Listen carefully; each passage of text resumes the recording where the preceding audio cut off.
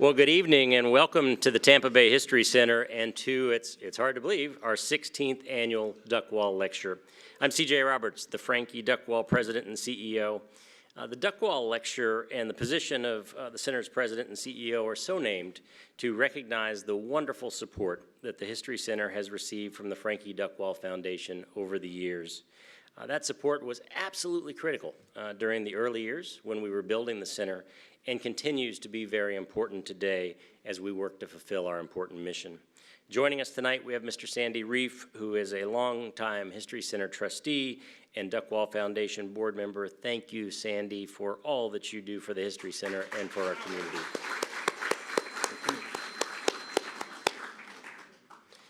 We are very excited about tonight's program, and our presenter probably needs no introduction. Most of you know him well.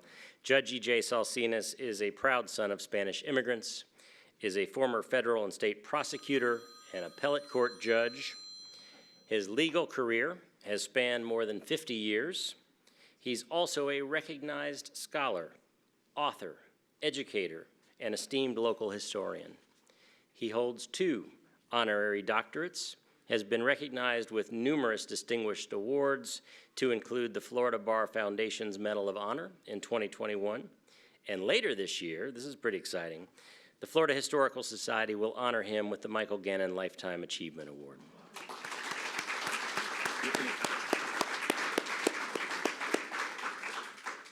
He's also been knighted by the King of Spain, and his likeness is captured in bronze outside the Hillsborough County Courthouse, which was dedicated in 2017. I am proud to call him a mentor and a friend, and I know many of you are too. Please welcome the Honorable Judge E.J. Salcines.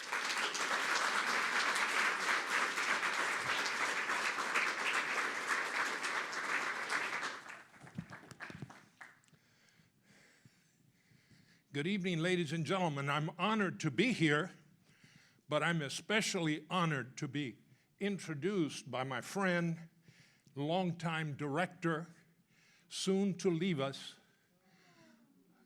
Yes, we're crying. C.J. Roberts has done an outstanding job as the director. Let's hear it. The people of Tampa, and especially those that love history, owe you a big debt of thanks. You have done a great job.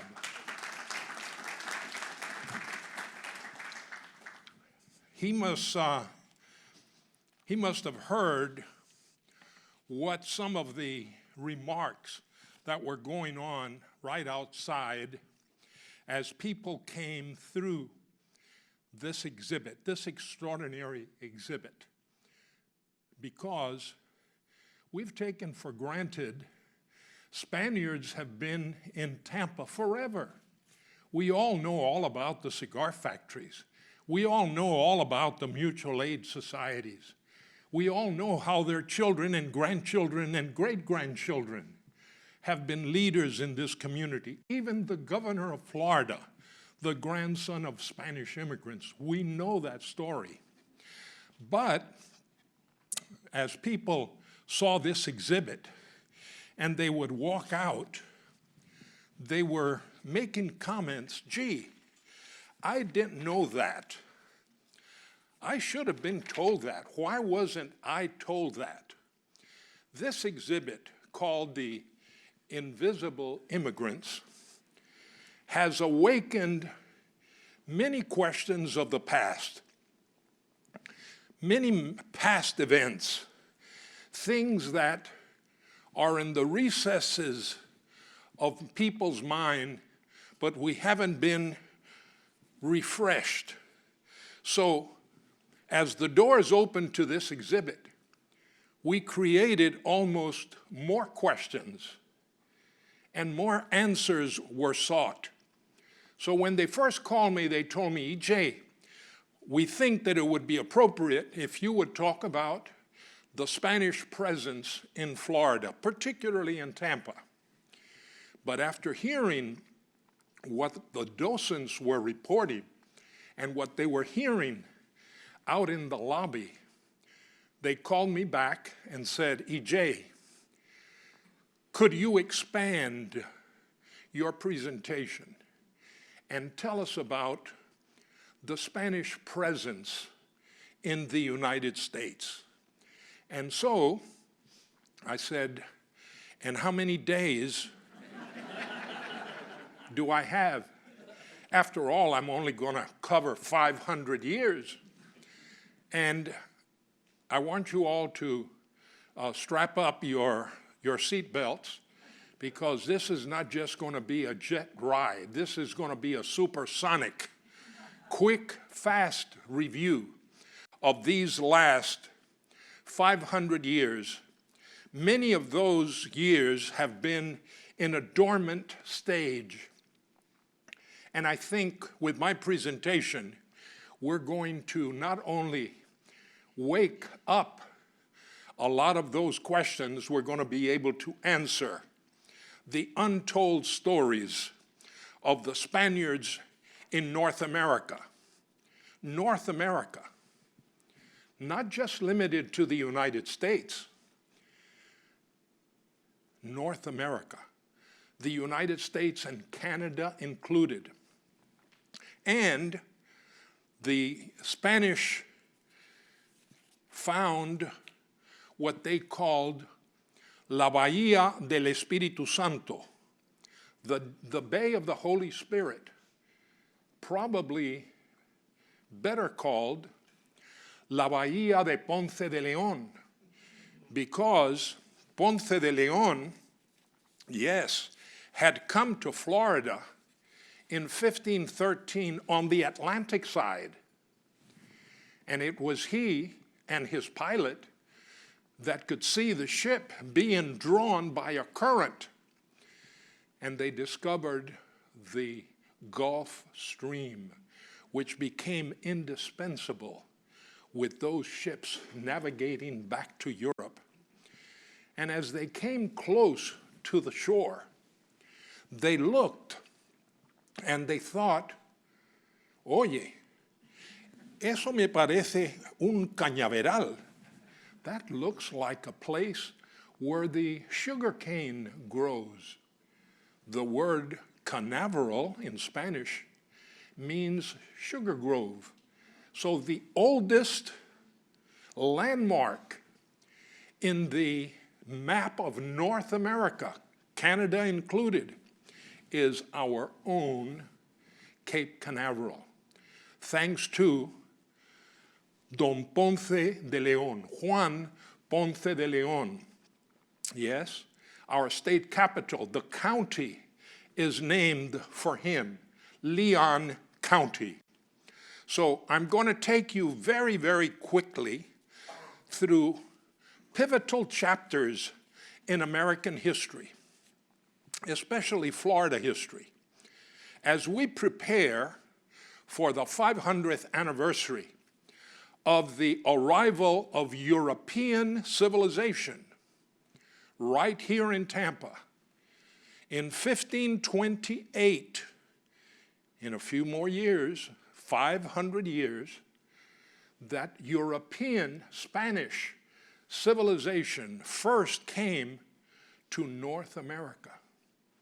Yes, including Canada. It was through here that explorers came, and it was here that they were looking for not La Florida, but las, plural, las Floridas, because, E.J., where did we get the word Florida from? Florida was the season upon which Ponce de León arrived over in that Cape Canaveral area. And of course, it was Easter. And Easter in Spanish is Pascua Florida, the paschal season of the flowers. So consequently, Florida has a Spanish name. But it didn't just limit to up to Pensacola. It went all the way to the Mississippi River. And Las Floridas went all the way past Chesapeake Bay. Las Floridas was a very large territory. E.J., how big is Spain? By the way, where is Spain? Spain, of course, is in Europe. It's a peninsula on the west end, bordered by Portugal and France, and it is smaller than the state of Texas.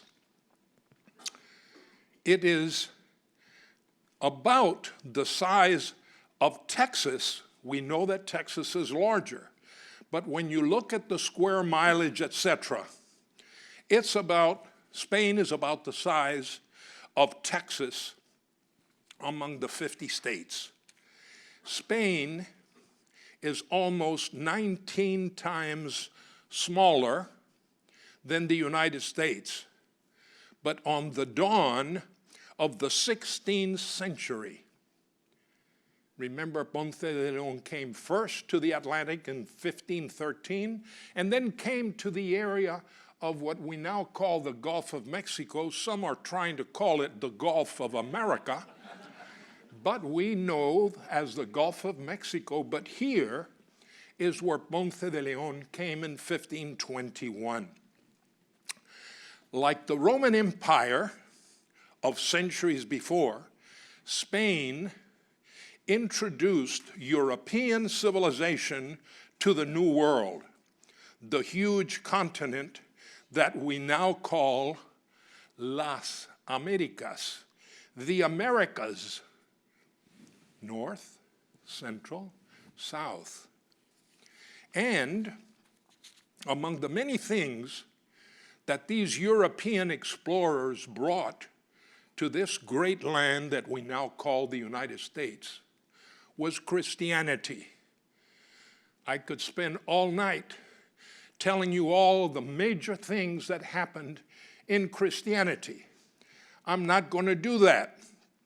But Christianity entered the United States of America through Tampa Bay, right here in Florida. Of course, Christianity, specifically the Roman Catholic faith, is a branch of Christianity. It was followed by the Spaniards, it was followed by the French, by Portuguese, by Dutch, by British. Even Germans brought their form of Christianity. Different forms, but Christianity.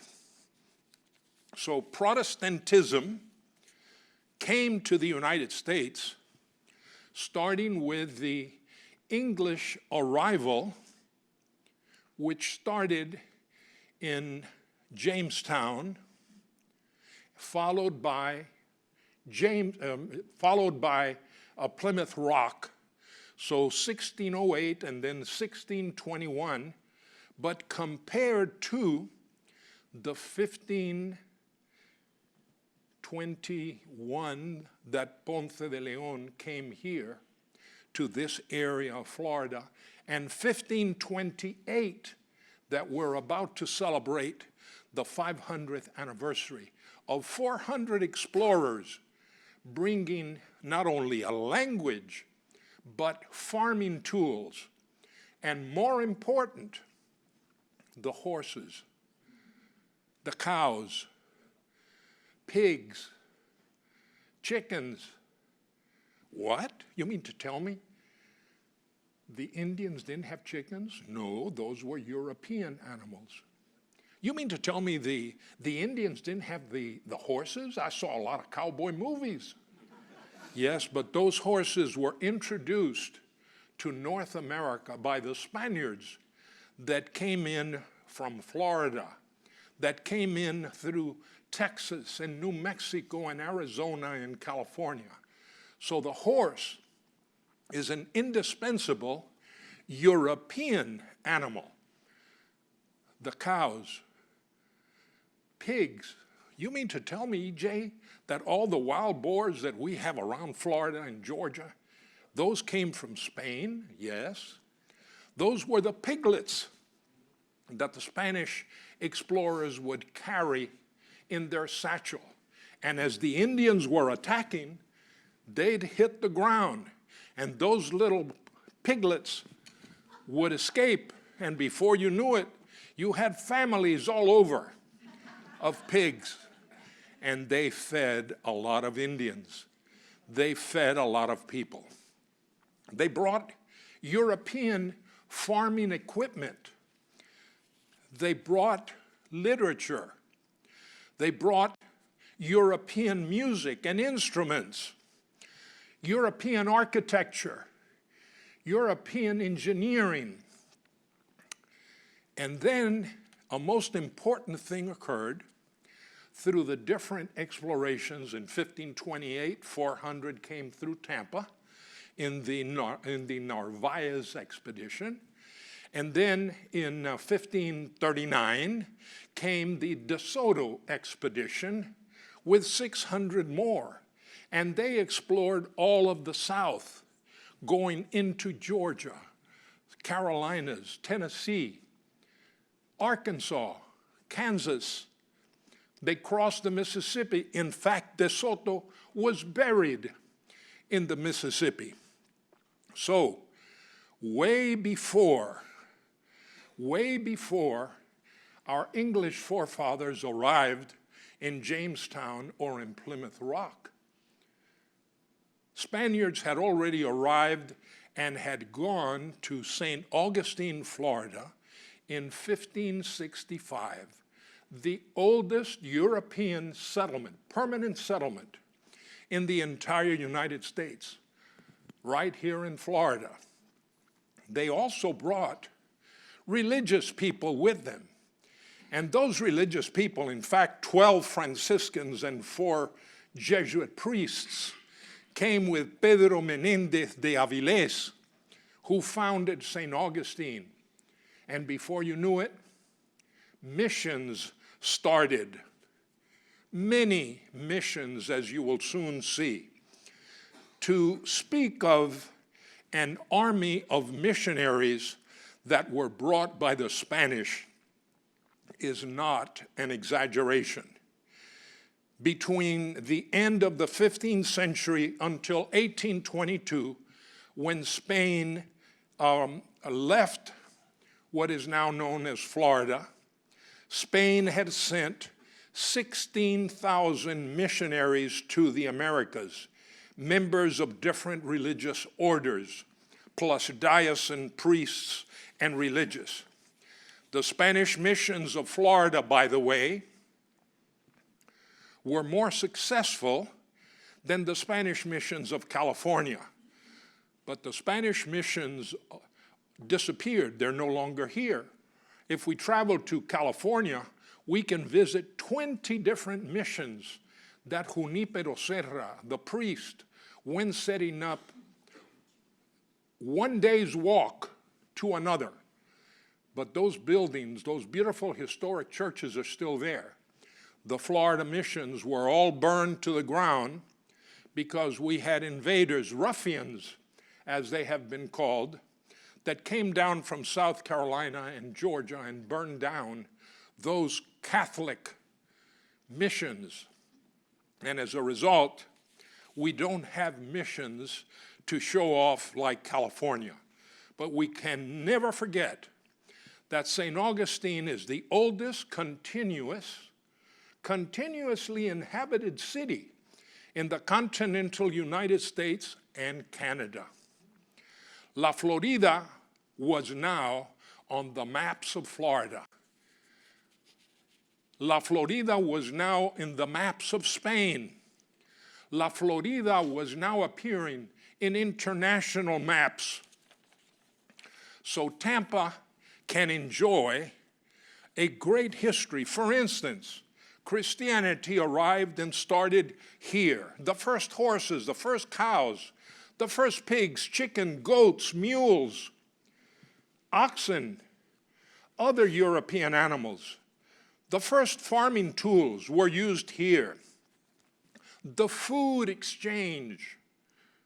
There were foods in America that were not known in Europe. The indigenous people of the Americas had no idea what type of food because they didn't know that a Europe existed. So, little by little, the potato from America went to Europe. Also, the tomato from America went to Europe.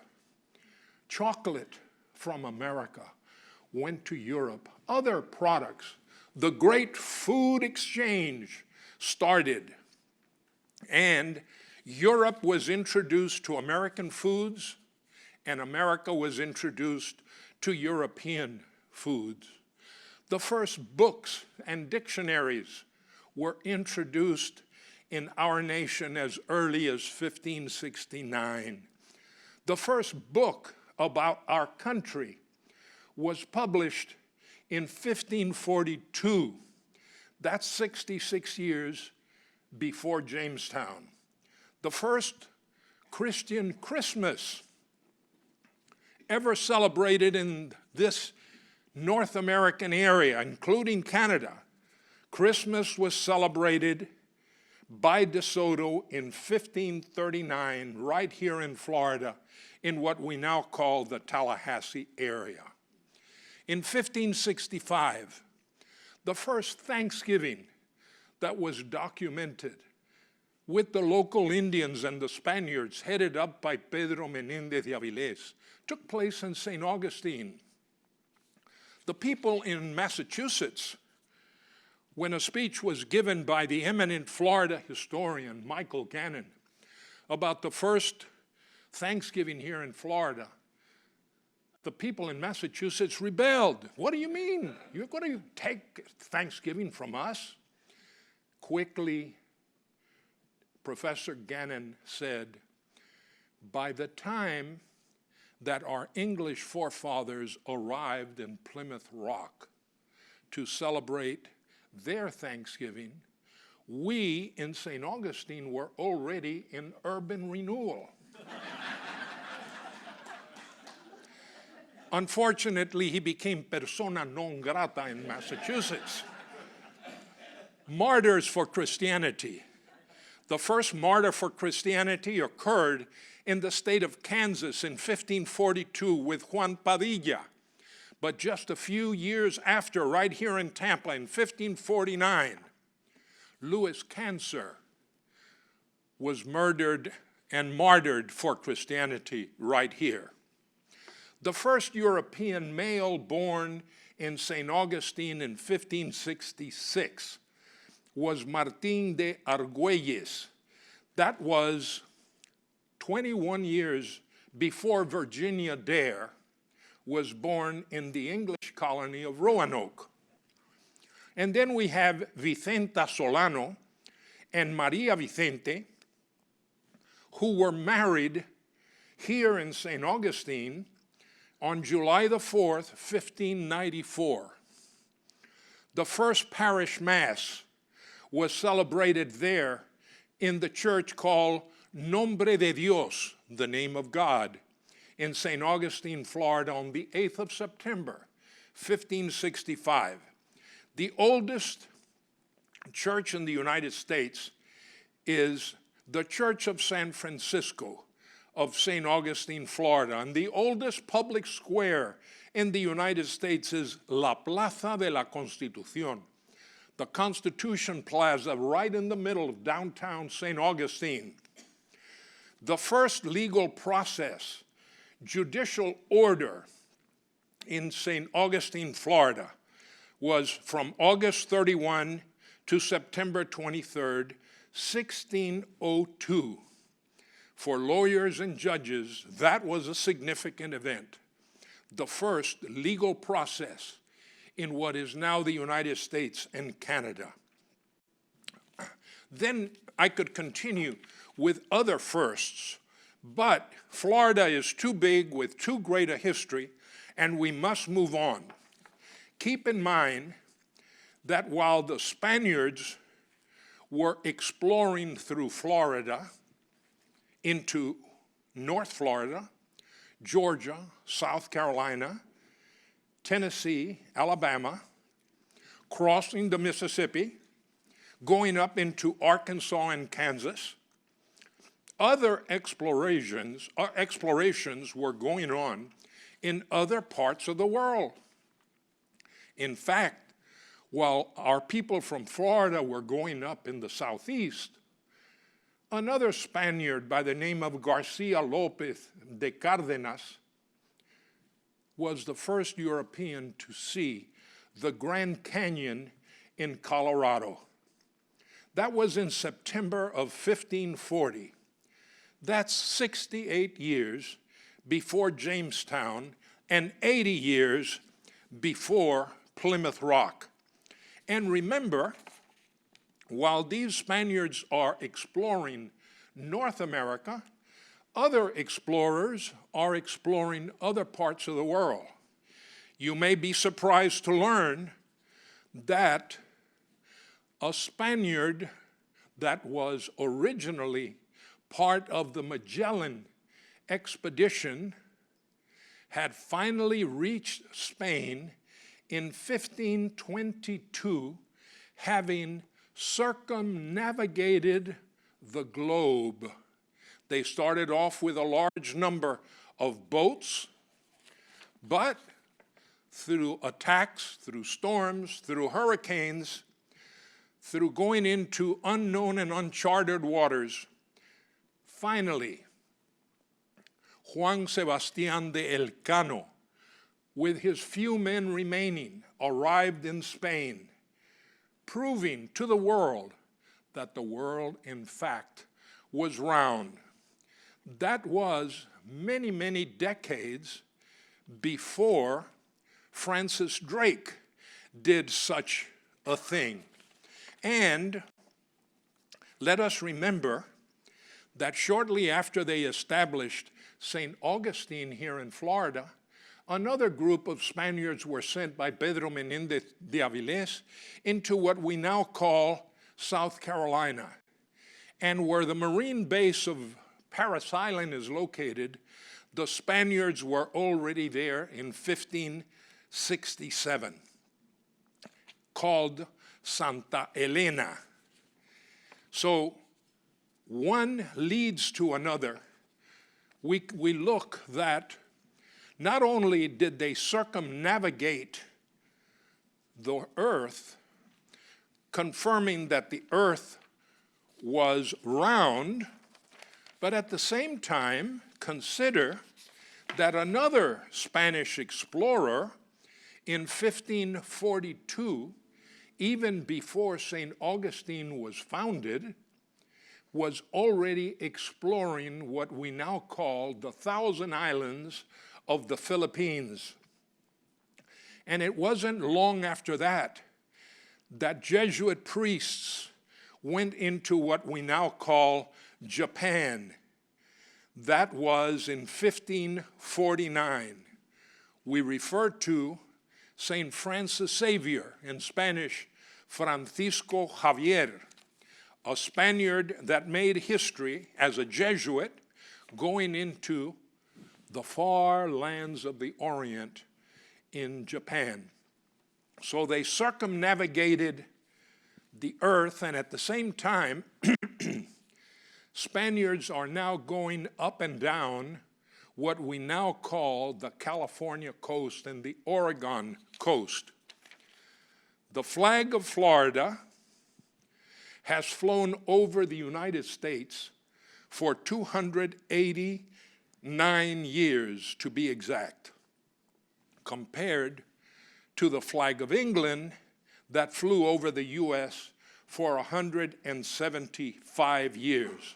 That is to say, the Spanish flag was in the United States 114 years before the arrival of the English. The flag of the United States has flown over our nation for 238 years. That's 51 years less than the flag of Spain flying over the United States. It'll be 2076 before the flag of the United States has flown over this country as long as the flag of Spain. And then we had in every one of these states that was being explored and settled, we had Spanish governors. Florida had a total of 55 Spanish governors from 1565 to 1763, which was the first period, and then the second period from 1766, from 1783 to 1821. And then in Louisiana, we have had 10 Spanish governors from 1766 to 1803. Texas had 34 Spanish governors from 1691 to 1822. New Mexico had 60, more governors than Florida. New Mexico had 60 Spanish governors from 1608 to 1822, and California had 10 Spanish governors from 1768 to 1822. The Florida missions are an extraordinary gift that has been left. You will see in the map that we have prepared, look at all of the Spanish missions that emanated from St. Augustine, Florida. Spanish missions in Florida totaled 48. Spanish missions in New Mexico, 51. Spanish missions in Georgia, 16. Spanish missions in Texas, 45. We had missions in Virginia. We had missions in North Carolina. We had missions in Louisiana. We had missions in Arizona. Only New Mexico had 3 more Spanish missions than Florida. And then you had lasting imprints in Florida, with Florida recognizing in different periods anniversaries. The founding of St. Augustine, the turning over of Florida to Andrew Jackson in 1822, when Florida became part of the United States as a territory, leaving behind not only language, but engineering, architecture, landmark, name places, cities, states, trails, roads, long-lasting presence connecting Spain to this United States. For instance, the Spanish culture and institutions in 2015 were recognized in St. Augustine, Florida, that was celebrating 450 years of its founding. And a few years ago in San Antonio, Texas, in 2018, they celebrated the 300th anniversary of the founding of that area by Spaniards. And then you had the opportunity to examine states that have Spanish names. Look at those states. They all have Spanish foundations, and of course, the territory of Puerto Rico. Many of those states have cities and counties and parks with Spanish names. Florida is replete with Spanish names. I was looking at California. I found that there are more than 400 cities, towns, and landmarks in California with Spanish names. And then you have the famous Spanish flag that flew over Florida for more than 200 years. This flag, look at it well, because we see it every day in our flagpoles, because we copied the Spanish flag that ruled over Florida for 200 years.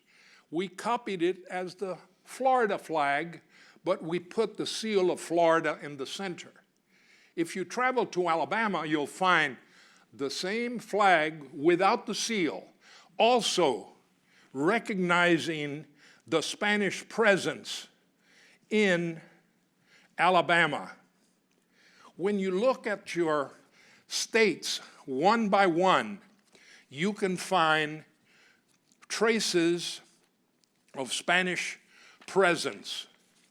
For instance, the Arizona state flag has the colors of the flag of Spain. The flag of New Mexico also has the colors of the flag of Spain.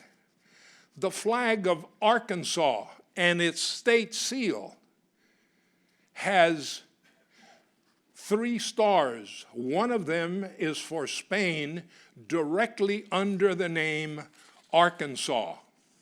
So you look at these Spanish names, and you have to recognize the long history of every one of those states that started with the European explorers. And they all, at some point or another, through their coat of arms, Great Seal, flag, other institutions recognize Spanish presence in those areas. Then you look at the counties in Florida. How many of them have Spanish names? Leon County, Hernando County, DeSoto County, Santa Rosa County, Alachua County, Escambia County, even Pinellas, the last of the counties to be created, was taken from the Spanish term Punta Piñal, just where you get off the expressway and you're going towards the Grand Cesar. There you pass Maximo Moorings, and you're in the area of Punta Piñal, the place of the pines. So we have so many names in Florida that all relate back to Spain. Not only St. Augustine, Pensacola, Oviedo, Cortez, Mayo, Florida, Naranja, Punta Gorda, Boca Raton, Boca Chica, Boca Grande, Largo, Boca Ciega, Hernando, Alachua, Captiva, Sanibel, Isla Morada, Cape San Blas, Pontevedra, instead of Pontevedra, there next to Jacksonville. Fernandina, also close to Pontevedra. And of course, as I mentioned, Cape Canaveral and others. These are telling you that the Spanish presence is very, very outstanding here in Florida, as well as in other states. As I come to take a quick sip of water, I want to proceed with telling you Spain, the forgotten ally in the American War of Independence. What? E.J., are you sure? I thought it was the French that helped us. Yeah, we not only had the French, we had the Polish, we had Germans, but the Spanish played a very important role in the War of Independence. They are the ones that kept the Gulf of Mexico open, which was the entrance to the Mississippi River. And all the supplies that the George Washington troops needed could come up from Havana, could come up from Mexico, go up to New Orleans, which was Spanish New Orleans, under a giant of a luminary by the name of Bernardo de Galvez, for whom Galveston is named. Remember that name, Galveston. They didn't teach you that when you were in history. They didn't teach you that when you were learning about America. Bernardo de Galvez was the George Washington of the War of Independence, helping the United States on the side of Spain. He was such a hero to the effort of attaining independence that the Congress of the United States granted Bernardo de Galvez, the Spanish governor of Louisiana, American citizenship. You don't hear that. You've got to go to the Capitol building. And when you go into the Hall of the Righteous, those that really helped America, those that really stood by the United States of America, there you will find Winston Churchill. And next to him, General Bernardo de Galvez. He was the one that defeated the English during the War of Independence in Pensacola, in Mobile, in Natchez, kept the Mississippi open so that the supplies could go up to George Rogers Clark, who was the #2 guy under George Washington. So Spain was very, very involved in our War of Independence. But what's going to surprise you even more is that when the 13 colonies had declared their independence, they started issuing paper money. But there was no Fort Knox. So the paper that they were issuing was what we prosecutors call worthless checks. If you were a businessman, if you had a cow that you were selling, if you had a home that you were selling, if you had a boat that you were selling, would you take that paper money? The answer was no. Do you know what the members of the independence movement call that paper? It ain't worth a continental. Because the currency was given the name, it's continental currency. It ain't worth a continental. It was stopping commerce and trade and bartering. And then the Spanish dollar came up. Spain guaranteed the paper money that the 13 colonies was issuing.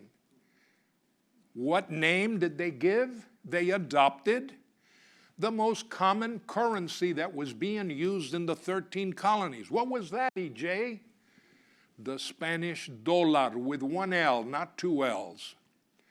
Dólar, el Spanish dollar was the name of the Spanish currency. And it was from the Spanish government guaranteeing with Spanish milled dollars, and I will explain that momentarily, that all of a sudden business and commerce started because they were depending on the new money guaranteed by Spanish milled dollars. The independence movement called it dollar with two L's. The Spaniards only used one L. And that's where we got the dollar sign from.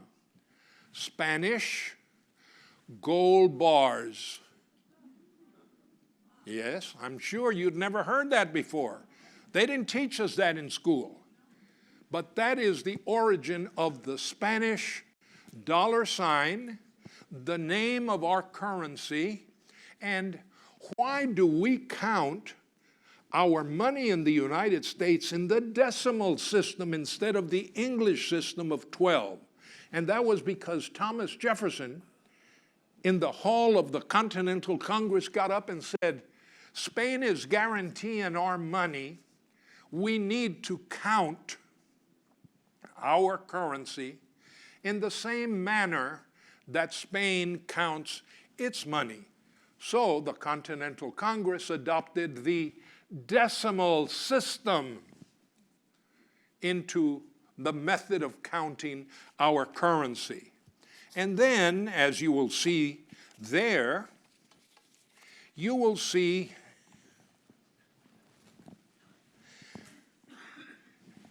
let's go to the next slide. Of course, the state of Florida, I've already explained where we got that design from. But look at this one carefully.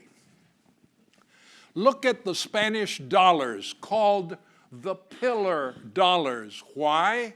Because in the seal of Spain, if you look at that top one, you see that there are two columns, two pillars. Those were the historic pillars, columns of Hercules that alerted everybody in the Mediterranean. Don't go any further because the whole world comes to an end at the end of the Mediterranean. So they put up, probably it was the Greeks, or even before them, put up that landmark. Hey, don't go much further because that's the end of the world. They had never discovered that the earth was round. So it's been called the pillar dollar, the columns of Hercules. So look carefully. The colonists needed to make change. How did they make change? They cut the Spanish milled dollar, and I'll get to the word mill in a second. They would cut it in half. Now you had 50 cents. Then you would cut that in half and you had a quarter. And that's where we came up with 2 bits, 4 bits, 6 bits. Really, 8 bits makes it what? $1. So the 2 bits, 4 bits, 6 bits $1 has its origin in the Spanish currency that we were using in these colonies during the War of Independence. The Spanish currency was so popular and so depended on that it was used until, if my memory serves me correctly, the Coinage Act in 1867. Let's get to the word. Let's look at the paper money a moment. If you would, look at what the paper currency, of course, blown up so that you can read it. Read up here where it says it's guaranteed by Spanish milled dollars. Can you see that back there? Spanish milled dollars. That was in the 13 different currency that each of the 13 colonies was printing. Now it was worth the Spanish milled dollar. It might not have been worth a continental before, but now there was money in the bank and people were taking the currency. So we had it in the 13 different colonies. We had 13 different monies, but all having that admonition, Spanish milled dollars. E.J., please, what do they mean by a milled dollar? That was a way of avoiding counterfeiting. If you put your hand in your pocket and you would bring out now, say a quarter, and you would take that quarter and you would touch the edge, you would see that there are little mills, and you can tell it's not clean. It's got little ridges. That's what is called milled. When they created that currency was, let's avoid counterfeiting. Let's make this currency unique. Let's put it with mills. Of course, the geniuses of this were Germans. The Germans are the ones that came up with that type of guarantee. And it was from the German word weight. W-E-I-G-H-T. Weight. In Spanish, the word weight is peso. What does that mean, E.J.? It means that you weigh how much gold so that you know how much value. So the Spaniards had adopted the term, German name, Thaler, T-H-A-L-E-R, for weight. And the Spaniards couldn't produce the Thaler, and they called it dollar with a D, but with one L. As a result, we had the Spanish currency called el dólar. And then when you had the currency in paper, but then you needed your change. There was no change. So let's take the Spanish milled silver doubloon, another term for the two columns of Hercules, the two pillars. Let's cut that in half. And we had 50 cents. And then we cut that. And that would be a quarter. So 2 bits is a quarter. 4 bits is 50 cents. 6 bits is 3/4. And 8 bits is $1. E.J., and why did the colonists call it bits? Easy. Many of them didn't know how to read and write, but they had good teeth. So they would get the Spanish doubloon, the Spanish pillar dollar, and try it. And, oh yeah, this one is silver. So then many times you would get the Spanish silver pillar dollar, and it had little punctures. Why? Those were the bits of the different colonists. So the Spanish milled dollar has been in use in the United States till about 1857, if memory serves me. Then we went into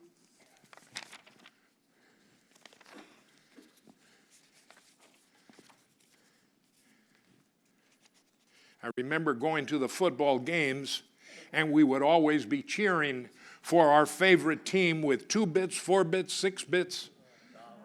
And we were cheering our team. We didn't realize that that came from a Spanish coinage that was in use in the United States.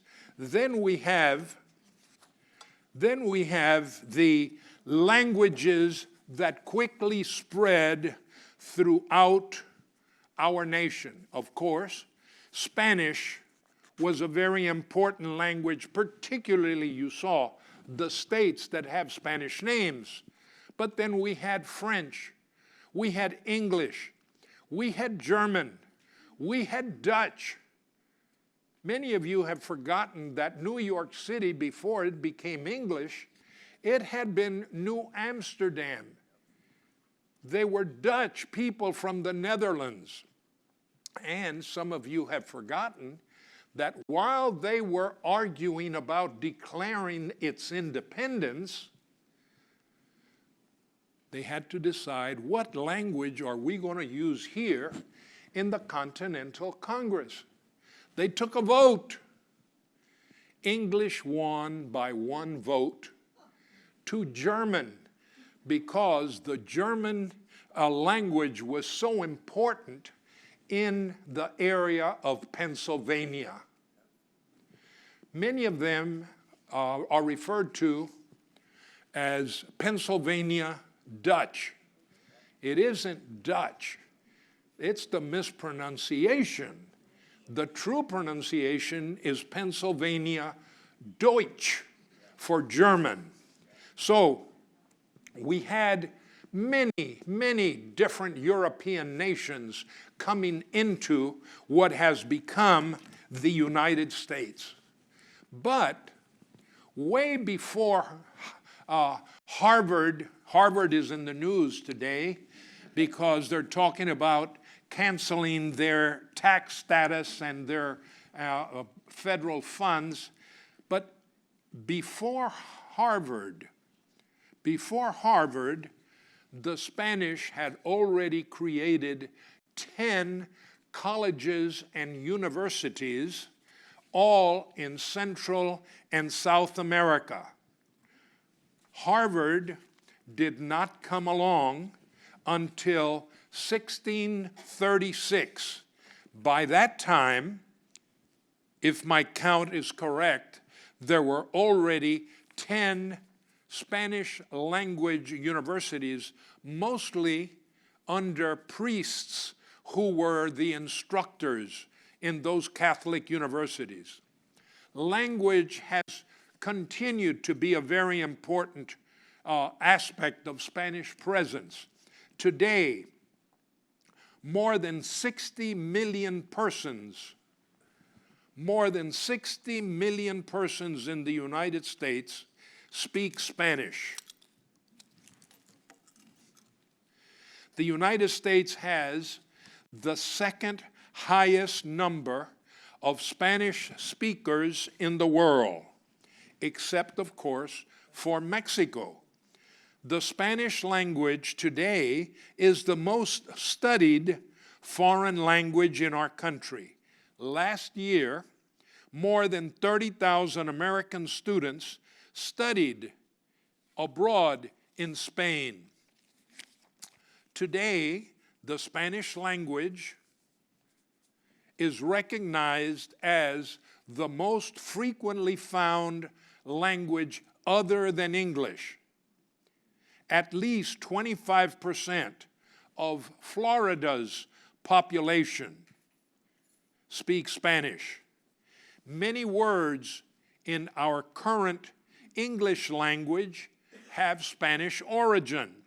All you have to do is watch TV and you will hear words like aficionado, a fiesta, a flotilla, a cafeteria, the corral, a tornado, a rodeo, or if you're in California, rodeo, a siesta, patio, plaza, junta, vigilante, guerrilla. These are all part of the legacy of the Spanish in North America, especially the entrance through Florida. We look at our state capital. E.J., if St. Augustine was the oldest city, why did they put the capital of Florida up in Tallahassee? Because in 1822, when Florida ceded La Florida to the United States, we had two major cities. One was St. Augustine, and the other one was Pensacola. The territorial government had to meet and decide laws and developments for the territory of Florida, so they selected the midway point between the two Spanish landmarks. And what was there? There had been a Spanish mission there that the Spanish missionaries had established called the Mission of St. Louis, San Luis Mission. And that's where Tallahassee was decided to be the state capital of the territory and then of the state of Florida. The state of Florida becomes part of the Union in 1845, the same year that the Republic of Texas, which had been a Spanish territory, became part of the United States. We hope that you have enjoyed this supersonic fast trip that C.J. Roberts insisted that I cover 500 years in an hour and a half. I hope that you've learned something. I hope that you've taken something from the exhibits that you have seen here in the invisible immigrants. The immigrants have made this country of immigrants from all over the world. I hope that you will leave with a better appreciation of the importance that Tampa and the Spanish and the culture that was brought through La Bahía del Espíritu Santo. Hopefully you'll appreciate the importance of that community 180 miles from Tampa called San Agustín de la Florida. And now, after saying thank you to you, I also want to take the opportunity to thank the sponsors of this great exhibit, people that are determined to improve the relations between Spain, which we call the mother country, and the United States. And among the many things that they've done, they've produced this exceptional exhibit that C.J. Roberts and his board accepted as the first time that this exhibit that has come from Europe would be shown in the United States. So again, thank you. We'll go into question and answer, but I want you to, one more time, let's hear it for the great C.J. Roberts, thanking him for what he has done for the Tampa Bay History Center, and we wish him well. North Carolina's gain is Florida's loss. We will miss you. Okay, let us now go into any question and answers that might try to answer the questions that you have.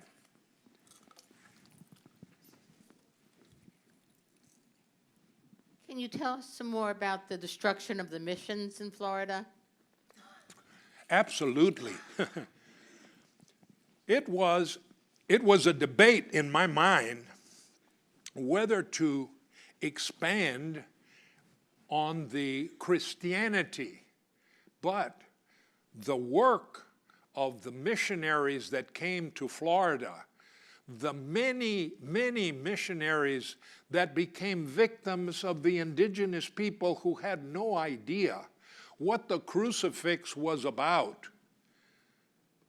They did a great, great thing when you compare what education that was brought by the Spanish into our country meant. You had schools, you had missions, you had chapels, you had education, you had training, how to use these European tools. They learned that in the missionary schools. So I can't say enough for what these missionaries did. As I said earlier, it's not an exaggeration when I say Spain sent an army of missionaries, and they were here not with swords and guns and bullets and knives. They were here to try to pass the gospel and to teach the Word of God and to educate them on Christianity. I can't say enough. They did a tremendous service to this country. Education.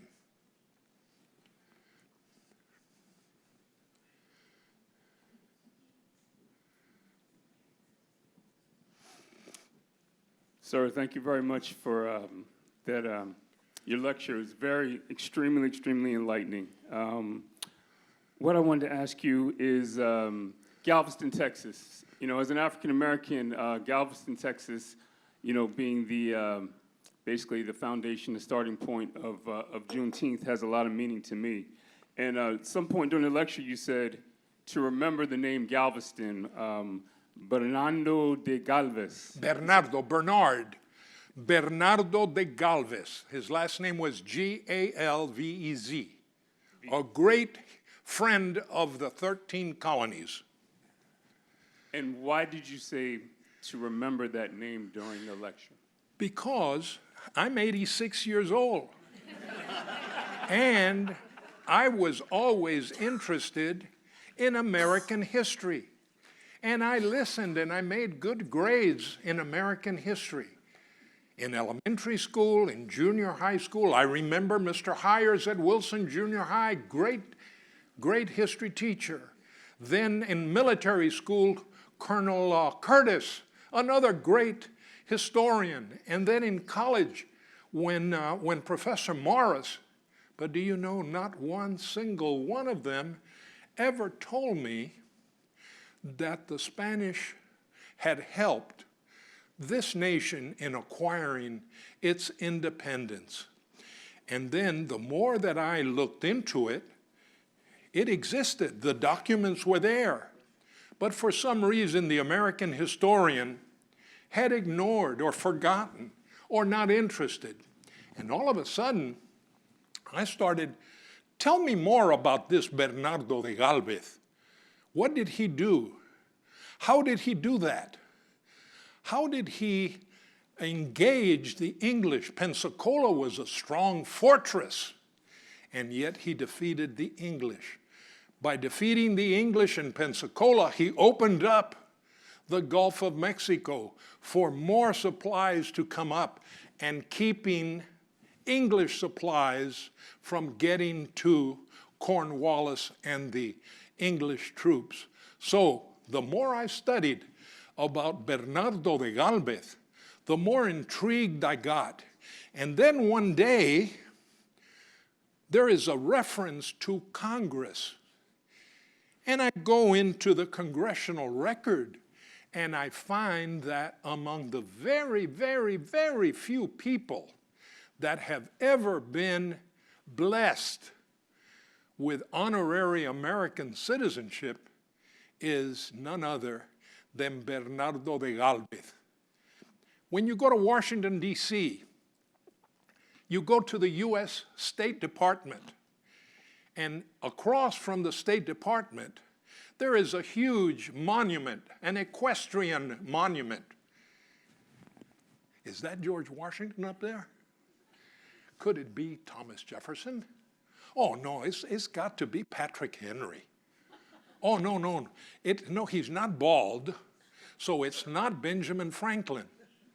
It's Bernardo de Galvez in front of the U.S. Department of State. And then you go to New Orleans. We think of New Orleans as being the French Quarter, but the more you study about New Orleans, the more you realize it's really the Spanish Quarter. And in the middle of the Spanish Quarter, you have the Spanish Cathedral, you have the Spanish Cabildo, and you have a beautiful monument to Bernardo de Galvez.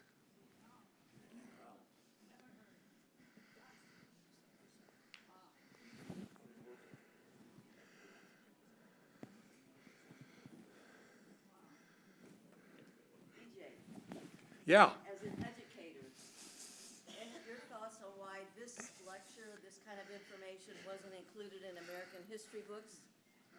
I didn't find it when I was in school. Absolutely not. In fact, I have asked some of my teachers, how come you never told us anything about this? Well, E.J., it wasn't in the printed history book, which means that when Professor Michael Gannon was asked a similar question, he said, the victors write the history books. So you're going to get the English version always written by the victors. If the victors had been Russians, we would have had the Russians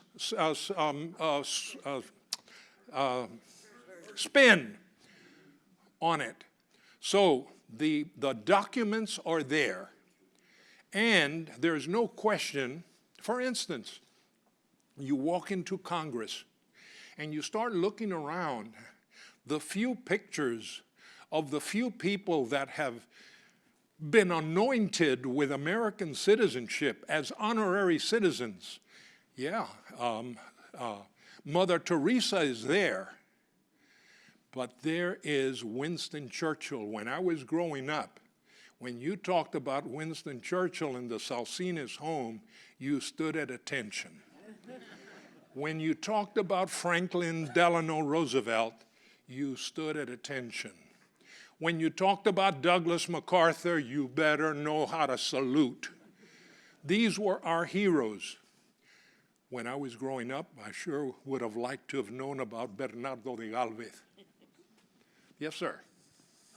In the exhibit that I visited very, very briefly this evening, thank you,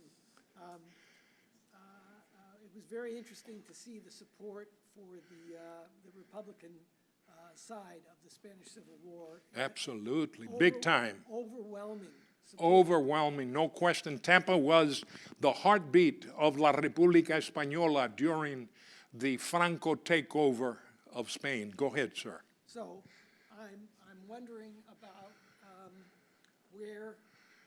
what happened to that very powerful, I know there was a very powerful labor movement there was a very powerful labor movement in the cigar factories before that, and then after the Spanish Civil War in Tampa, I'm sorry, in the Spanish community. It wasn't just in Tampa. No. Spanish community supporting the Republican cause. But I don't know anything about anything subsequent in terms of... That's a great question, because Spain went through a change in the 30s. We were in the midst of a depression. We were in the midst of, brother, can you spare a dime? We were in the midst of, oh, that's what I was looking for. We were in the midst of a depression where people were committing suicide because the banks had all closed, etc. Spain was going through a change. The Soviets were also going through the Soviet takeover. In Spain, they created the Spanish Republic, a democracy. And Tampa, with such a large presence of Spaniards and living in the United States, great. España now is going to be a democratic society. So Tampa applauded when the new elections were held in Spain, because they were like elections in the United States. And then, if I'm not mistaken, July the 18th, 1936, the generals, the military in Spain, decided to take over what we call a coup d'etat, el golpe de Estado, a coup d'etat. And Tampa could not tolerate a dictatorship. We were already afraid of the guy that was saying, Sieg Heil. The other one that was saying, tutti i mondi mio, Mussolini. So the cigar makers of Tampa, the Latinos of Tampa, meaning Spaniards, Cubans, Italians, a lot of Jewish families, because Tampa was an island in the Deep South. As Tony Pizzo used to say, Tampa is a cracker town with some garlic and sauce, with olive oil.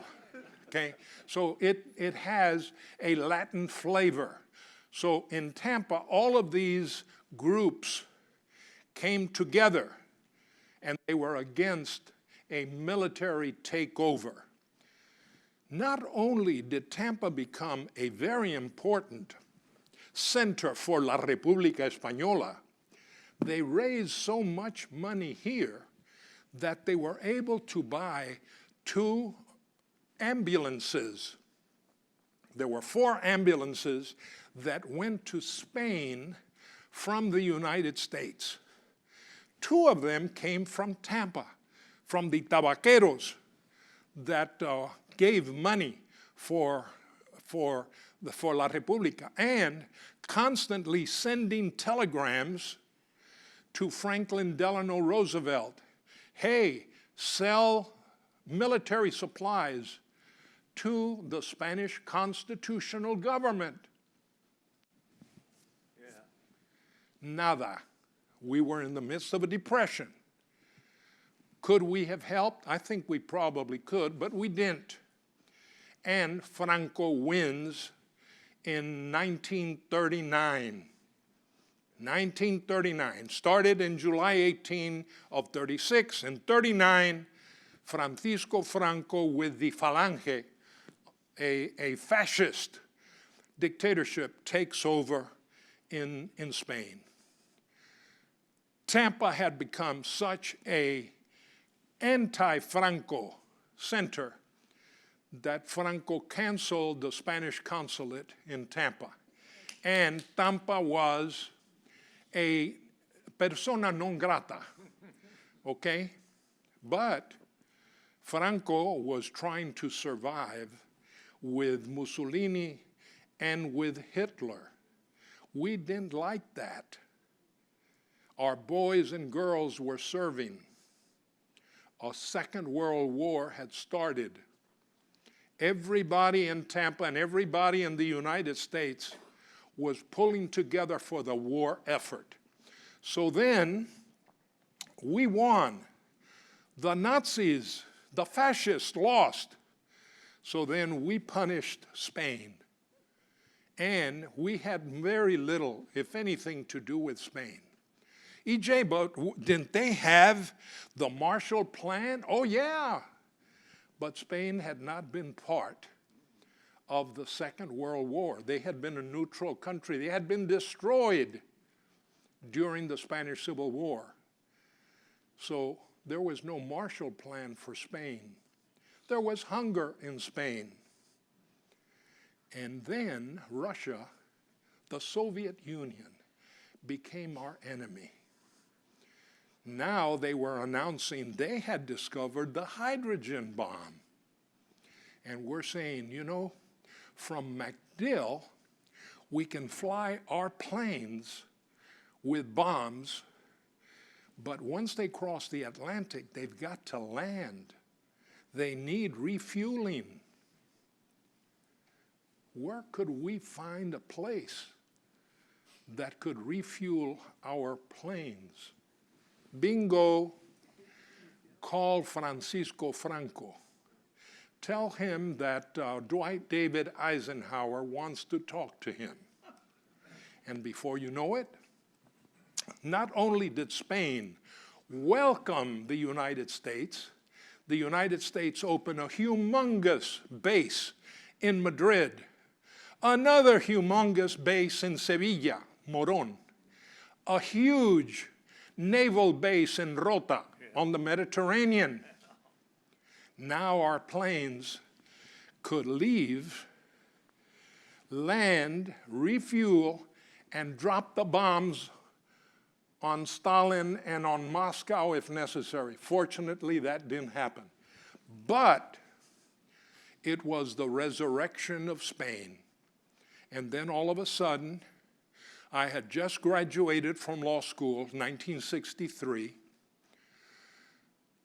I think it was, 63 or 64. A very high-ranking cabinet officer comes to Tampa. He was a Franco guy.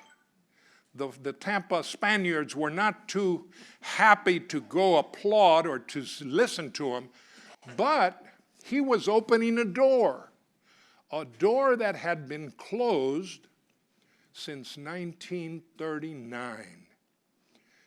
With that door opening, a window opened, and then another Spanish high-ranking minister came, and before you knew it, not only were we establishing communications, now our universities were signing reciprocal agreements.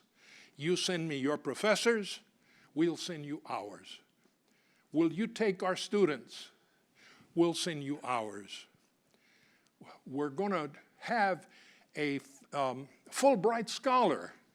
Could you all handle a Fulbright scholar? 100 of them. So before you knew it, that Spanish Civil War started forgetting, and it became, instead of the invisible immigrant, it became the invisible war. But it had one hellacious impact in Tampa. One last question. Yes, sir. Could you tell us more about the, could you tell us more about Ybor City's experience in the Franco resistance? Oh, my gosh. There is the Spanish Women's March. I think it was in 1937. Absolutely. There are pictures of it. Yeah, we actually have a mural of it and one of those historical markers in Ybor City. Yes. I was born in 1938, and I think that that march took place either 1938 or maybe even 1937, and it's famous because the Spanish women really took on Franco. We need to have a democracy in Spain. We cannot have another Hitler or Mussolini. And Franco is doing that by military takeover. So the women of Ybor City and West Tampa came together, and they became the fundraisers. And then they were so courageous that they paraded down the streets of Ybor City. What were they doing? We're sending a message to Franklin Roosevelt. Lift that neutrality, sell the weapons that are needed for Spain to succeed. So God bless our women in that period. And that document, that photograph of the march is only one of many. We have some youngsters dressed up in miliciano outfits. Viva la República Española! Some of those are still alive and remember that period well. Good question. I also want to add that the Tribune said there was only 5,000 workers, but La Gaceta said there was over 7,000 workers. Absolutely. La Gaceta would not lie, would it? Thank you, folks.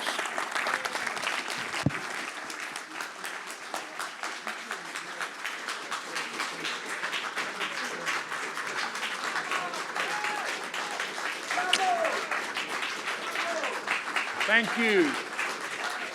Thank you.